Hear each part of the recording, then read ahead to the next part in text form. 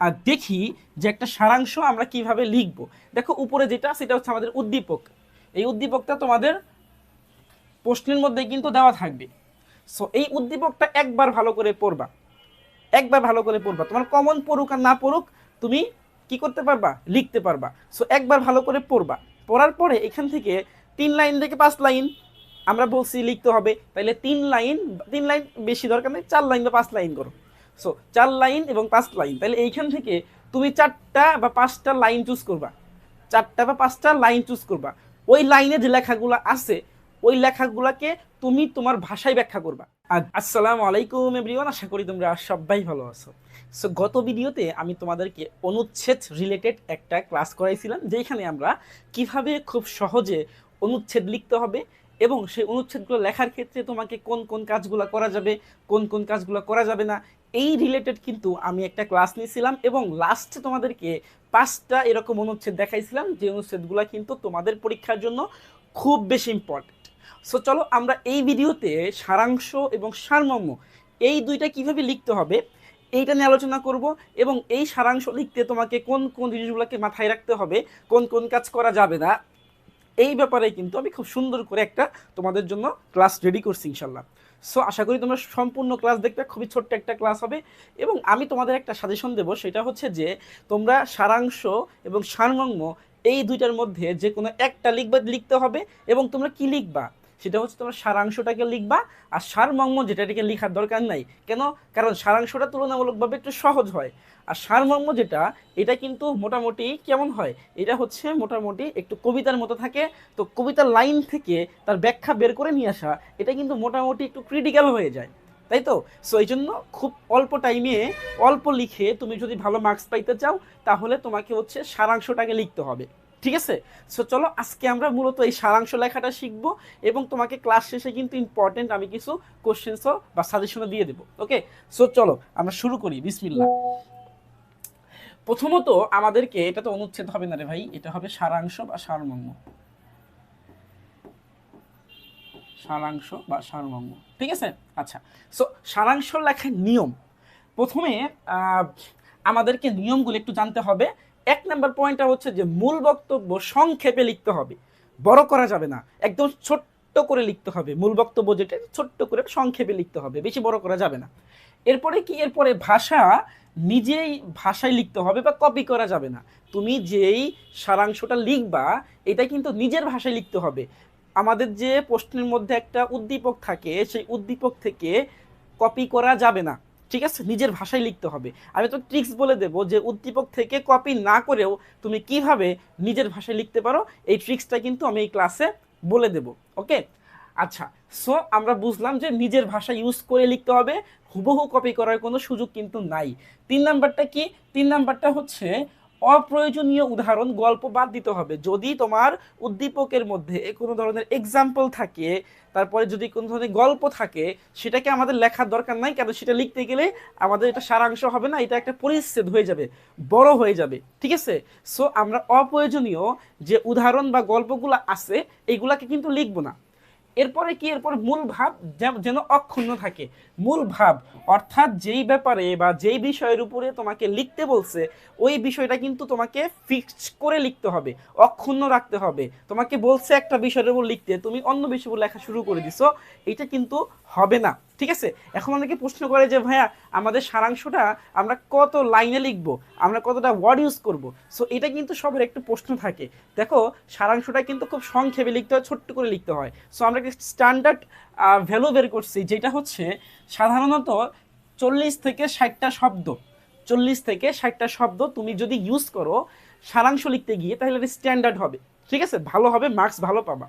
এখন 40 থেকে 60টা শব্দ মানে হচ্ছে 2 থেকে 3 থেকে 5 লাইন, 3 থেকে 5 লাইনের মধ্যে তোমাকে শেষ করতে হবে। 3 লাইনের কমও করা যাবে না, 5 লাইনের বেশি করা যাবে না। তুমি চেষ্টা করবা যে মূল ভাবটাকে 3 থেকে 5 লাইনের মধ্যেই শেষ করার জন্য, ঠিক আছে? আর অবশ্যই আমি আবার বলি যে খুব বড় করা যাবে না, খুব ছোটও করা যাবে না, ব্যালেন্সড করতে হবে। তার মানে হচ্ছে তুমি 1 লাইনও করতে পারবা না, 2 লাইনও করতে পারবা না, ঠিক আছে?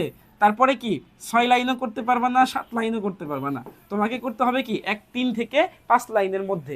এটাই হচ্ছে আমাদের ব্যালেন্সড। বোঝা গেছে জিনিসটা?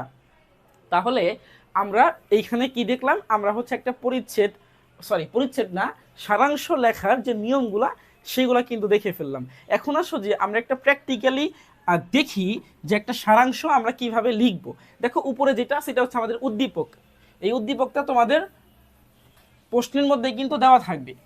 সো এই উদ্দীপকটা একবার ভালো করে পড়বা, তোমার কমন পড়ুক আর না পড়ুক তুমি কি করতে পারবা, লিখতে পারবা। সো একবার ভালো করে পড়বা, পড়ার পরে এখান থেকে 3 লাইন থেকে 5 লাইন আমরা বলছি লিখতে হবে, তাইলে 3 লাইন বেশি দরকার নেই, 4 লাইন বা 5 লাইন করো। সো 4 লাইন এবং 5 লাইন, তাহলে এইখান থেকে তুমি 4টা বা 5টা লাইন চুজ করবা, 4টা বা 5টা লাইন চুজ করবা। ওই লাইনে যে লেখাগুলো আছে ওই লেখাগুলোকে তুমি তোমার ভাষায় ব্যাখ্যা করবা, করে দিবা, শেষ, আর কিছুই না। বুঝতে পারছো? তাহলে কি হয়ে যাবে, তাহলেই হচ্ছে এইখানকার সারাংশ হয়ে যাবে। যেমন ধরো আমি যদি এইখানে পুরাটা পড়ি, দেখো 5টা পয়েন্ট এখান থেকে বের করে নিয়ে আসবো, 5টা পয়েন্ট এখানে লিখে দিবা, ঠিক আছে? এক একজনের এক এক রকম হবে, সমস্যা নেই। বই থেকে মুখস্থ করা জিনিস না এগুলা, সারাংশ বই থেকে মুখস্থ করা যাবে না। তুমি কতগুলা মুখস্থ করবা? এই ট্রিক্সটা ফলো করো, তোমাকে মুখস্থ করতে হবে না, তোমাকে যেই সারাংশই দিক তুমি কিন্তু ইজিলি পারবা। বোঝা গেছে জিনিসটা? সো চলো আমরা দেখে ফেলি। বিদ্যা মানুষের অমূল্য সম্পদ, সে বিষয়ে কোনো সন্দেহ নেই। দেখো এখানে একটা কিন্তু লাইন হয়ে গেছে অলরেডি, ঠিক আছে? আচ্ছা আরেকটু পড়ি আমরা। কিন্তু চরিত্র তদপেক্ষাও অধিকতর মূল্যবান। তাহলে এইখান থেকে এইখানকার মধ্যে বিদ্যা এবং চরিত্র এই দুটোর কম্বিনেশনে একটা লাইন আমরা করতে পারি। যেমন লাইনটা কেমন হতে পারে, যে চরিত্র মানুষের সর্বোচ্চ সম্পদ, কিন্তু বিদ্যা তার চেয়েও বেশি মূল্যবান। দেখো এইখান থেকে এইখানের মধ্যে এই এক লাইন আমরা করে ফেলছি, কিন্তু এই এক লাইন এখানকার 2 লাইনের সমান হয়ে গেছে, ঠিক আছে? সো তোমাকে হচ্ছে ধারাবাহিকতা বজায় রেখে এইগুলাকে ম্যাচিং করতে হবে। বুঝতে পারছো? এরপরে দেখো আমি একটু সামনে যাই, বলছে অতএব কেবল বিদ্বান বলিয়াই কোনো লোক সমাদর লাভের যোগ্য বলিয়া বিবেচিত হতে পারে না। ওকে, তাহলে এটা একটা লাইন। তারপরে কি বলছে, চরিত্রহীন ব্যক্তি যদি নানা বিদ্যায় আপনার জ্ঞান ভাণ্ডার পূর্ণ করিয়াও থাকে, তথাপি তাহার সঙ্গ পরিত্যাগ করা শ্রেয়। তাইলে দেখো আমরা এই অতএব থেকে এই পর্যন্তর মধ্যে আরো একটা লাইন কিন্তু নিয়ে আসতে পারি। সেটা কি? সেটা হচ্ছে যে কেবল বিদ্বান হলেই সম্মান পাওয়া যোগ্যতা আসে না। যেমন এখানে কিন্তু এটাই কিন্তু বলছিল যে কেবল বিদ্বান বলিয়াই কোনো লোক সমাদর লাভের যোগ্য বলিয়া বিবেচিত হয় না, ঠিক আছে? তাহলে এই এক লাইন থেকে আমরা এক লাইন করে ফেলছি, এইখান থেকে এইখান পর্যন্ত হয়ে গেছে। এরপর কি বলছে, চরিত্রহীন ব্যক্তি যদি নানা বিদ্যায় আপনার জ্ঞান ভাণ্ডারকে কি করে পূর্ণ করিয়াও থাকে, তবুও বা তথাপি তার সঙ্গে সঙ্গ পরিত্যাগ করতে হবে, এটাই হচ্ছে শ্রেয়। এই লাইনটা দেখো আমরা এক লাইনের মধ্যে নিয়ে আসছি। কি বলছি, যে চরিত্রহীন বিদ্বানের সঙ্গ বর্জনীয়, ঠিক আছে? খুব ছোট্ট করে এক লাইনকে নিয়ে এসে ফেলছি। কারণ কি? কারণ এরপরেই কিন্তু এখানে আমাকে বলে দিচ্ছে, ঠিক আছে, যে প্রবাদ আছে যে কোনো বিষধর সর্পের মস্তকে মণি থাকে, মণি মহামূল্যবান পদার্থ বটে, কিন্তু তাই বলে যেমন মণি লাভের নিমিত্ত বিষধর সর্পের সহচর্য লাভ করা বুদ্ধিমানের কাজ না। মণি খুব মূল্যবান, কিন্তু এই বলে কি আমি সাপের সাথে বন্ধুত্ব করব মণি নেওয়ার জন্য? এটা কিন্তু না। তার কাছে মণি মূল্যবান, কিন্তু তার কাছে কিন্তু বিষও আছে। বুঝতে পারছো? দেখো এই জিনিসটা কিন্তু এক্সাম্পল বা উদাহরণ। আমি কিন্তু একটু আগে বলছি যে যদি পরিচ্ছেদের মধ্যে উদাহরণ থাকে এটাকে আমরা উঠাবো না, এটা বাদ। এই অংশটা কি বাদ? তাহলে প্রবাদ যে জিনিসটা, প্রবাদটা টোটালি বাদ। প্রবাদ আমরা লিখবো না, ঠিক আছে? সেরূপ, এটা হচ্ছে কারণ, সেরূপ বিদ্যা আদরণীয় বিষয় হইলেও বিদ্যা লাভের নিমিত্ত বিদ্বান দুর্জনের নিকট গমন বিধেয় নহে, মানে উচিত না। তাহলে দেখো কিন্তুটা কিন্তু পাওয়া গেছে, ঠিক আছে? আচ্ছা, কেন না? কারণ কি? দুর্জনের সহচর্যে আপনার নিষ্পলুষ চরিত্রও কুলসিত হতে পারে, এইটাই এখানে বলছে। কারণ তার স্বভাবে সৎ চরিত্র নষ্ট হতে পারে, তার যে স্বভাব এই স্বভাবে কি করতে পারে, সৎ চরিত্র নষ্ট হতে পারে। এই জন্য আমরা চরিত্রহীন বিদ্বানের সঙ্গ বর্জন করব, ঠিক আছে? শেষ। এবং মানব জীবনের অমূল্য সম্পদ নষ্ট হইতে পারে। এটা তো আগের প্রশ্নে চলে গেছে। তাই এ বিষয়ে সতর্ক জরুরি। তাহলে দেখো, তাই এ বিষয়ে সতর্ক জরুরি, এই লাইনটার জন্য আমরা এখানে কি লিখছি? আমরা লিখছি হচ্ছে যে কি করতে হবে, অর্জনের ক্ষেত্রে সৎ চরিত্রবান ব্যক্তি সহচর্য বেছে নেওয়া উচিত। ঠিক আছে, এই হলো মোটামুটি আমাদের লাইন। দেখো এইটার সাথে এটার কোনো কিন্তু মিল নাই, কিন্তু আমরা নিজের ভাষায় এক একটা যেই প্যারা বা হচ্ছে লাইন, এটাকে ভেঙে ভেঙে আমার মতো করে লিখে ফেলছি। সো তোমরা যখন এই সারাংশ লিখবা, তখন তোমরা হচ্ছে এরকম 4-5টা লাইন চুজ করবা এবং ওই লাইন তোমার মতো করে এক্সপ্লেন করবা। ঠিক আছে, সহজ ভাষা এক্সপ্লেন করবা।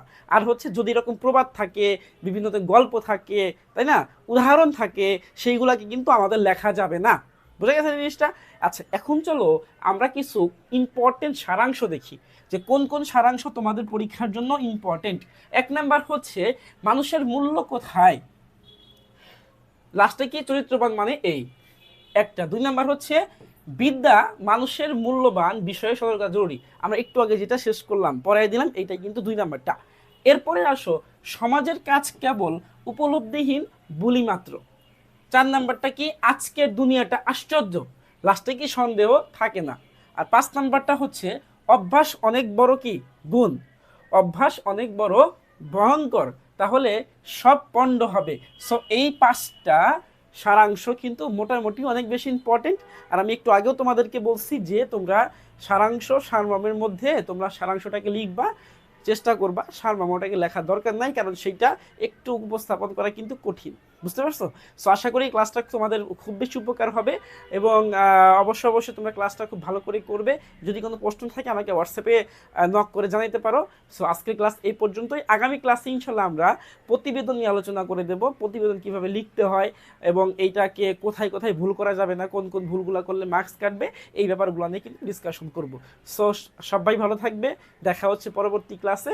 সবাইকে আসসালামু আলাইকুম।